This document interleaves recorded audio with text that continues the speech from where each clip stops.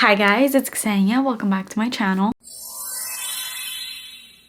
Alright, welcome back to the last and final video in my best of the year series. These are going to be my top 10 favorite perfumes that I tried in 2024 that are either designers or niche. I would say all ranging from $100 to $300. These were hits for me and it just makes me more excited for what's going to be coming out in 2025. I really hope we can top this year, but I really think that this is probably my favorite year for just like amazing perfume discoveries. So with that said, let's get straight into this video. If you missed my past two videos in this little best of the year series, I did my top favorite body mist as well as my top 10 more affordable perfumes that I tried in 2024. So make sure you check those videos out. I'll have both of them linked in the description box. But with all that said, let's get straight into this video. Please subscribe to my channel if you haven't already and turn post notifications on, and let's get started. All right, starting off with hands down probably one of my all-time favorites of the year. Kayali Yum Bougie Marshmallow. This is me in a fragrance. This is everything I love in perfumes. It's marshmallow, it's sweet, it's candy, it's girly. It's absolutely amazing. If you're into marshmallows and you just want to smell like pink marshmallow powder, that's what this is. And somehow, even though it's insanely sweet, I actually don't think it's sickly sweet. I mean, maybe some people would find it sickly sweet.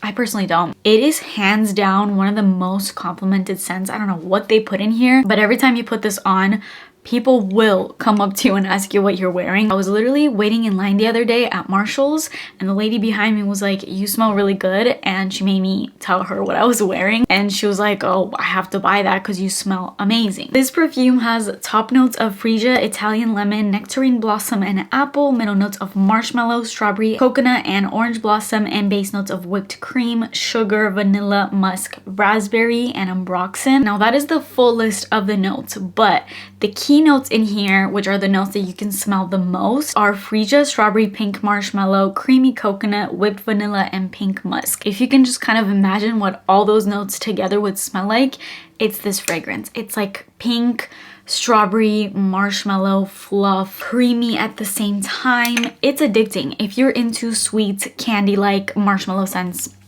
you need to try. Okay, following that up, this is along the same lines but kind of different but kind of similar. This is Skylar Boardwalk Delight. This one's more cotton candy-esque, but it's a very fluffy cotton candy and coconut mixture. So this is like creamy coconut cotton candy. It's not sickly sweet. There's still this airy, I don't want to say freshness to it, but it's just a little bit more uplifting than just like a heavy, sickly, super sweet kind of scent. It's still very sweet and it literally smells like you're walking around the boardwalk and there's like a cotton candy stand over here and that sweet, delicious scent is in the air. But then somewhere in the distance, you can also smell a person that's putting on sunscreen, and like that coconutty sort of scent from sunscreen is just mixing with that cotton candy.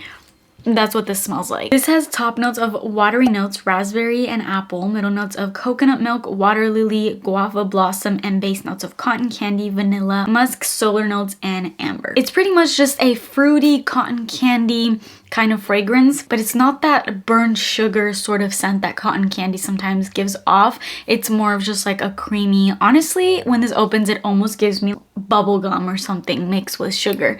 It's divine. And then the more it dries down, you kind of get those solar notes. Like I said, there's this sort of beachy element in there that's just meshing really well with the cotton candy and that coconut. So creamy, absolutely amazing. It's kind of like a step down from Yum Bougie Marshmallow. They're definitely the same scent profile, but this one's a lot stronger, a lot thicker and sweeter, whereas this one is just more of like a really fluffy, airy, fruity cotton candy kind of stuff. Okay, my next favorite of this year was hands down Phlur Father Figure. This was honestly the year where I discovered my love for fig perfumes. Something about fig and me, we just mesh like cookies and milk. This is like catnip for me. There's just something so addicting about this scent. It's fresh and woodsy. I find it so sexy. This is a unisex perfume and it's a perfect unisex perfume that doesn't lean either way. I know it's called Father Figure and that makes you think like, oh, it's gonna be super masculine. I don't really think it's super masculine or feminine. It's just like a perfect, clean, woodsy, aromatic fig scent. And there's also iris in here, which kind of adds this slight little powderiness, which just works so well with all the other notes. This has top notes of fig, water lily, cassis, middle notes of iris, orris root, and jasmine, and base notes of musk, sandalwood, Madagascar vanilla, and patchouli leaf. It's a gorgeous, just fresh, skin-like scent that has a lot of personality. It's honestly super complex and unlike really anything that I've ever smelled, if I'm being honest. I highly recommend this for honestly everyone. Next, I have Ellis Brooklyn Miami Nectar. This is the perfect beach tropical like fragrance. This is the perfect fragrance to bring with you if you're going on a tropical vacation. It's that scent you wear when you've been at the beach all day, you have that sun-kissed glow to you. You go to your hotel room, you shower off the beach, you're getting ready for dinner. This is the type of scent that you put because it just emits that tropical vibe while still having this going out, not fancy, but just like sexy going out vibe to it. This has top notes of coconut water, pineapple, palm leaf, middle notes of frangipani, wild jasmine, lily of the valley, and base notes of vanilla, driftwood, amberwood, and moss. It's just a really nice pineapple and coconut mixture. That's kind of what it opens up right away. But the more it dries down, you kind of get this more perfumey, almost musky masculine kind of vibe, which is honestly really intoxicating in here. It's like a perfect scent to wear to a club in Miami. They really got this right because it just reminds me of Miami. It's like hot, it's sexy, it's tropical. So yeah, it's literally Miami in a perfume, and it actually has really great projection and staying power and all that good stuff. This next fragrance was a bit of a shock because I didn't think I would love this as much as I do, considering I wasn't really the biggest fan of Gucci Flora Gorgeous Gardenia. I liked it initially, but the more I had it in my collection, I just found that that gardenia was a little too much in it, and there was something a bit too sour, so I kind of just didn't really look at this line anymore after that fragrance. Even though they're different, I don't know, I was just kind of over it. But I was doing some research on my Taylor Swift Wonderstruck. Now, I recently decluttered my Taylor Swift Wonderstruck, which is crazy for me to say because that's like one of my favorite perfumes ever. But honestly, I didn't want to keep it because of the fact that it was discontinued. Every time I would put it on, it would kind of stress me out because I'm like, oh, I don't want to use this up and all these things. And I'm just like, you know what? I'm just gonna let go of it. Like, it's not that big of a deal. Once I'm done with this fragrance, it's not like I can even rebuy it anyway because people are reselling it for hundreds and hundreds, and I didn't want to deal with the stress of it. I know that probably sounds really weird, but I decluttered it. But I was a little bit more okay with decluttering it because I have this. Now I say that because when I discovered this, I saw that it was being compared to Wonderstruck, so that literally made me go run to the store and smell it. And as soon as I did, it doesn't smell exact, but it definitely gives me a strong vibe to Wonderstruck. It's like that purple flower. I don't know if you guys just heard that, but my stomach just growled so loud. It's like that purple sweet vibe that's in Wonderstruck. This one also has, but it's also different. Like, it doesn't have that typical celebrity perfume DNA that's in Wonderstruck. It's giving more designer perfume vibes, obviously. I mean, it better. It's like $100. This perfume has top notes of dewberry and coconut. It has middle notes of magnolia, jasmine sambac, clary sage, and base notes of musk, patchouli, and blonde woods. This is a really pretty sweet floral scent with a good amount of creaminess to it. It has that purple flower kind of vibe, which I tend to really enjoy, which is another reason why it reminds me so much of Wonderstruck. I don't find it as mature as Gorgeous Gardenia. It's a lot more playful and flirtatious, so this one's just a little bit easier for my nose. My next favorite of this year was honestly this entire line of Orabella, but after trying all of them, I've concluded that this is definitely my favorite from the whole line. This is Blooming Fire from Orabella.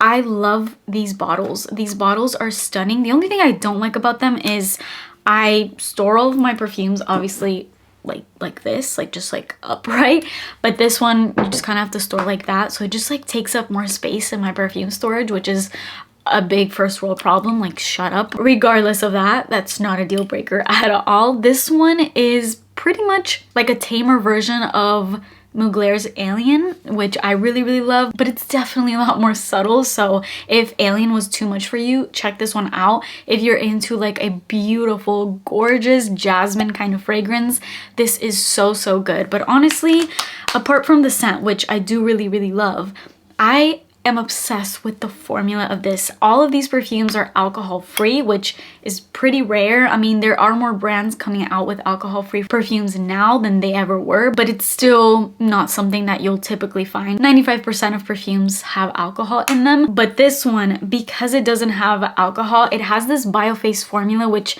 right now you can't see because I mixed it, and that's what you're supposed to do with this fragrance, because when it's not mixed, you can see the oil just kind of settling. But because there is so much oil in here, I love applying this on just my bare skin, my décolletage, if I'm wearing like an open shirt, and you can literally rub it in, which is another thing you can't really do with most perfumes.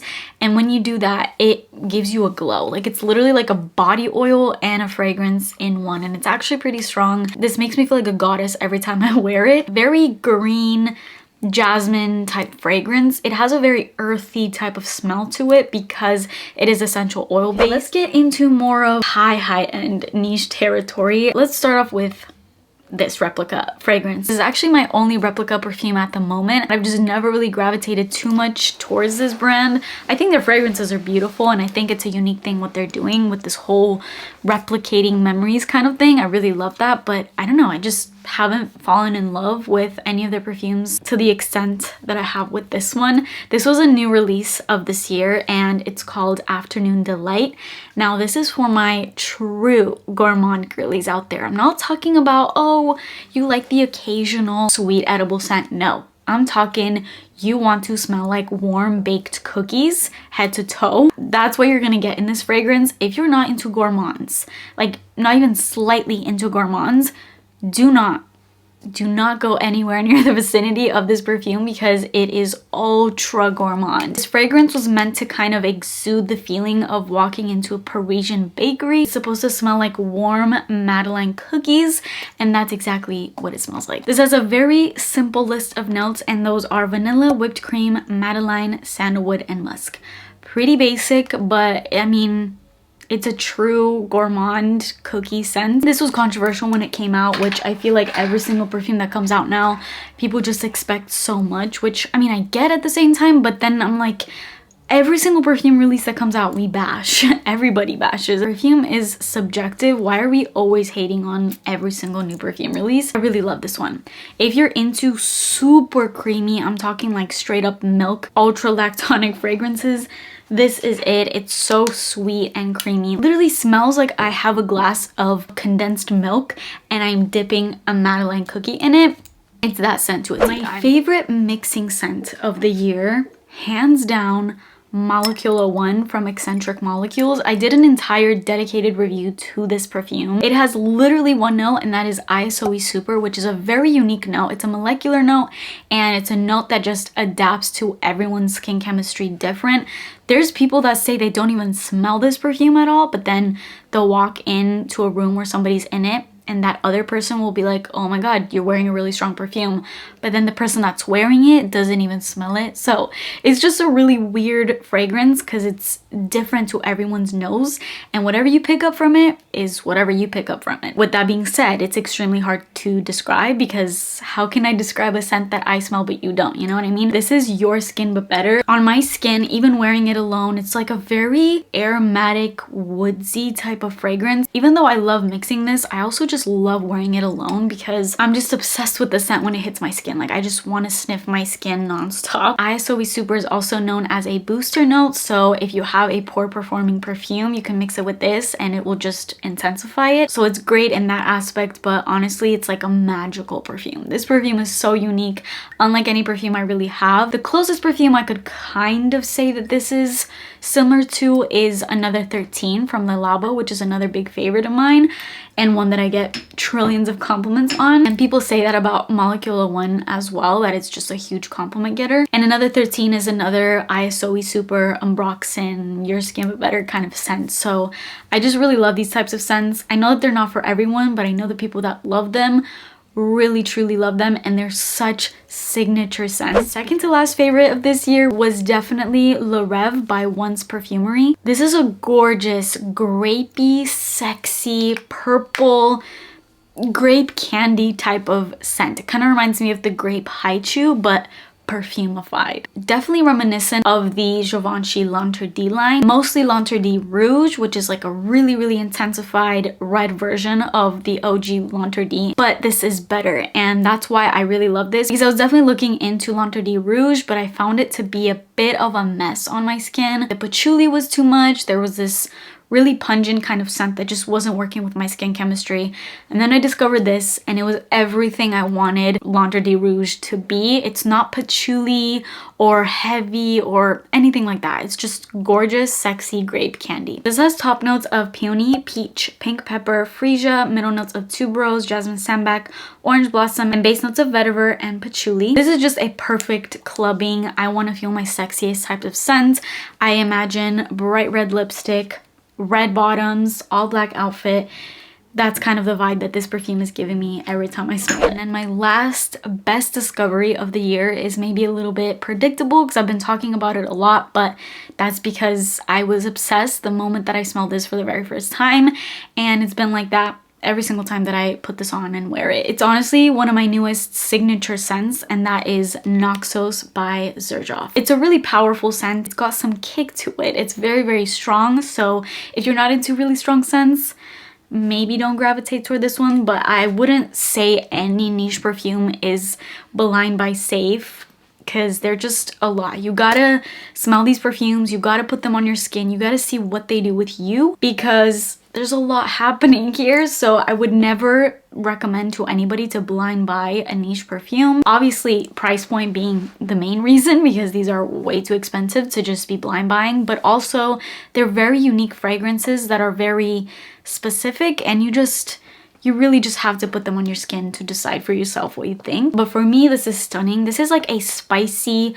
honey scent. It's unisex, and I know a lot of men wear Naxos, but I know a lot of women also wear Naxos, and I am one of them. This fragrance has top notes of lavender, bergamot, and lemon, middle notes of honey, cinnamon, cashmere, jasmine sambac, and base notes of tobacco leaf, vanilla, and tonka bean. Not gonna lie, when I saw that tobacco leaf, I got scared because I don't like anything that's even remotely smoky on my skin, but I'm happy to say I honestly don't smell that tobacco in here at all, or any form of smoky leatheriness, none of that. I just get like a strong honey, cinnamony, just stunning scent. It's really hard to describe this scent because it's very smooth. It just smells rich and classy and powerful and sexy at the same time. That concludes this video. That officially concludes all of my videos in this top favorites of the year series. I'm so excited for the perfumes that are going to be coming out in 2025. I really hope that I find some more new loves of mine in 2025. Let me know in the comments which was your #1 favorite perfume that you tried out this year, whether you tried it out this year or if it actually was like a new perfume that came out this year. But yeah, that is it for me today. I hope you guys enjoyed this video. Please subscribe to my channel if you haven't already and turn post notifications on, and I will see you in my next video. Bye.